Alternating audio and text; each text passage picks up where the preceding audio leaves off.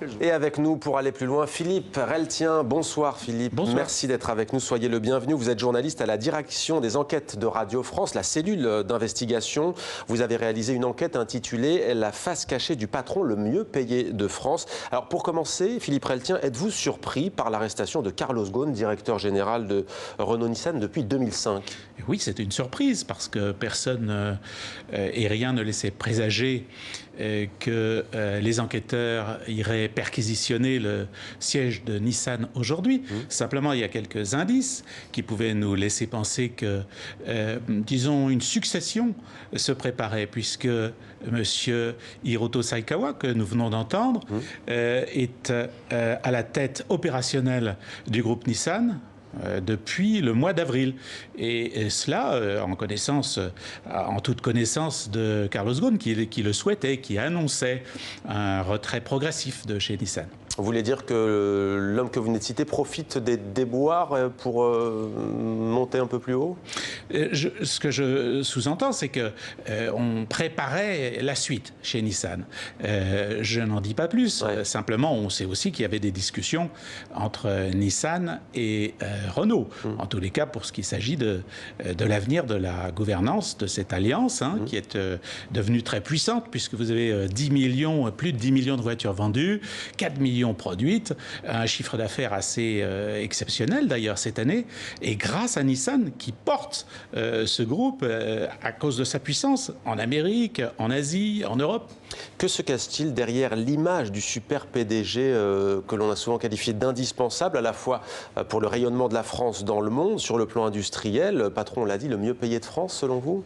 Alors, du CAC 40, c'était sans doute le mieux payé. C'est pas le mieux payé des patrons de l'automobile dans le monde. C'était pas lui. Mais le mieux payé du CAC 40 à cause de 3 casquettes. Renault, Nissan, Mitsubishi.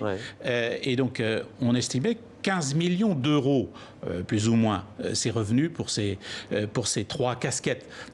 Bon, ça faisait 7 millions en France jusqu'au mois de février dernier, quand Bruno Le Maire annonce que finalement, après négociation, eh bien, Carlos Ghosn accepte d'abaisser de 30% ses revenus en France. On en était à 5,5 millions. Mais bon, il y avait quand même quelques petites critiques et discussions, en tous les cas dans les milieux des actionnaires français. On voulait en savoir plus, justement, sur ce qu'il touchait vraiment au Japon. Car imaginez-vous que le salaire était secret jusqu'en 2015-2016, quand une loi au Japon dit « mais maintenant, il faut faire la transparence et nous dire combien vous gagnez exactement ». Enfin bon, entre le revenu qui est décidé dans les conseils d'administration et puis ce qu'un patron à titre privé peut faire, puisqu'il a un portefeuille d'actions, donc il peut acheter, revendre ses actions, etc. Donc ça aussi, et ça c'est des choses qu'on ne connaît pas forcément. Alors on découvre dans votre enquête des méthodes implacables, des affaires d'espionnage même, mais une méfiance maladive de la part de cet homme. Oui, c'est un homme secret, en tous les cas, qui aime la discrétion. Il ne voulait pas parler de son salaire.